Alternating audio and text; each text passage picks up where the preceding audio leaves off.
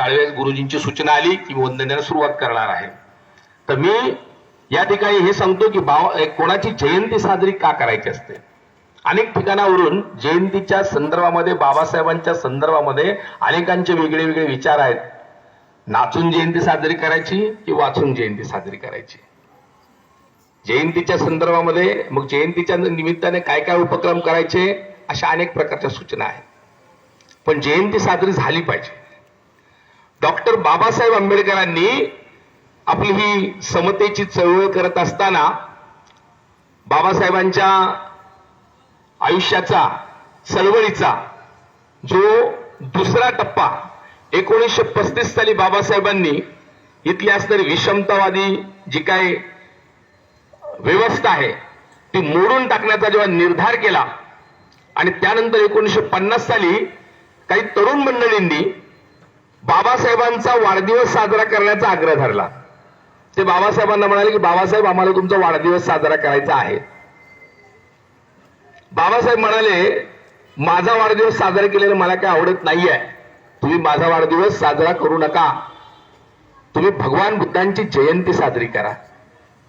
आणि बाबासाहेबांच्या सूचनेवरून दिल्लीमध्ये काही तरुणांनी पहिल्यांदा भगवान बुद्धांची जयंती साजरी केली. एव्हाना भगवान बुद्ध हे नावच या देशातून लुप्त झालं होतं. भगवान बुद्धांचा धर्मच या देशातून लुप्त झाला होता. काही विषमतावादी मंडळींनी भगवान बुद्धांच्या असणाऱ्या धर्मासोबत फार मोठा द्रोह केला होता आणि तो असणारा विचार पुन्हा जागवण्याचं, पुनरुज्जीवित करण्याचं काम डॉक्टर बाबासाहेब आंबेडकरांनी 1935च्या नंतर ही विषमता गाडण्याची घोषणा करून ती सुरुवात केली. तर बाबासाहेबांची सूचना होती की भगवान बुद्धांची जयंती साजरी केली पाहिजे. कारण भगवान बुद्धांचं तत्वज्ञान हे या जगाला तारणारं, केवळ अस्पृश्यांना अस्पृश्यतेतून मुक्त करणारं नव्हे तर अख्ख्या जगाला तारणारं असं भगवान बुद्धांचं तत्वज्ञान आहे. अलीकडच्या काळामध्ये आपल्याला सम्राट अशोकांच्या जयंती संदर्भात देखील जिज्ञासा लागली आणि सर्वांना वाटू लागलं. सम्राट अशोकांचे देखील बरेच चाहते ते सम्राट अशोकांचा जन्मदिवस शोधू लागले की सम्राट अशोकांचा जन्म कधी झाला. कारण ज्या सम्राट अशोकांचं अशोक चक्र या देशाच्या तिरंग्यावर आहे, ज्या सम्राट अशोकांचं अशोक स्तंभ या देशानं आपली राजमुद्रा म्हणून स्वीकारलेली आहे, त्या सम्राट अशोकांचा, ज्या सम्राट अशोकांच्या नावानं सैनिकांना मोठा पुरस्कार दिला जातो, त्या सम्राट अशोकांची जयंती देशात साजरी होत नाही.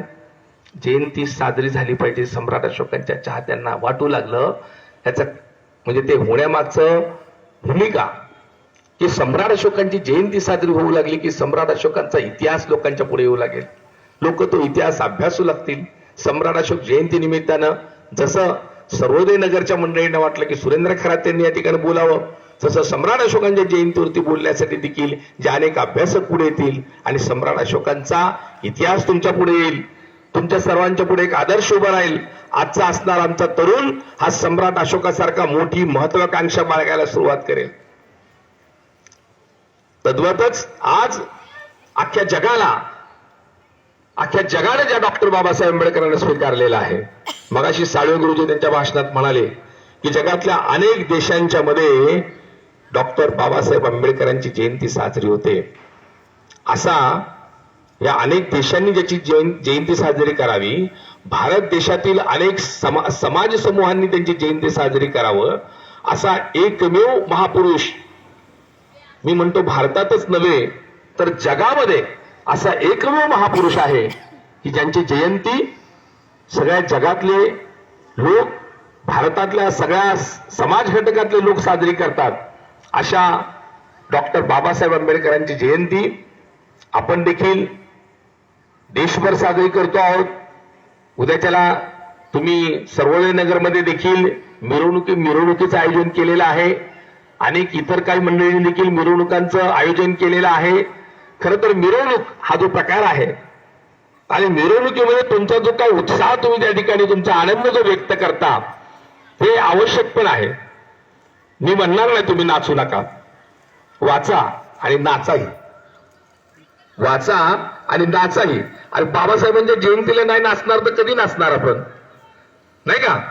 त्या दिवशी अगदी स्वतःला हरवून नाचा. कोणी स्वतःला म्हातारा समजू नका. तरुण असो, म्हातारा असो, स्त्रिया असो, पुरुष असो, सर्वांनी डॉक्टर बाबासाहेब आंबेडकरांची जयंती म्हणजे आमचा सर्वांचा नवा जन्म आहे. आमच्या सर्वांना मिळालेली एक चेतना आहे, ऊर्जा आहे.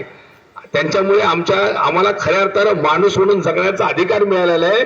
आणि तो असणारा दिवस आम्ही आनंदाने वाचून तर आयुष्यभर साजरा करायचा आहे, पण या दिवशी नाचून देखील केलात तर माझं त्याच्यामध्ये अजिबात काही हे दुमत नाही आहे. तर मी या ठिकाणी आपण वंदनेला सुरुवात करणार आहोत. बरं, वंदनेला सुरुवात करण्यापूर्वी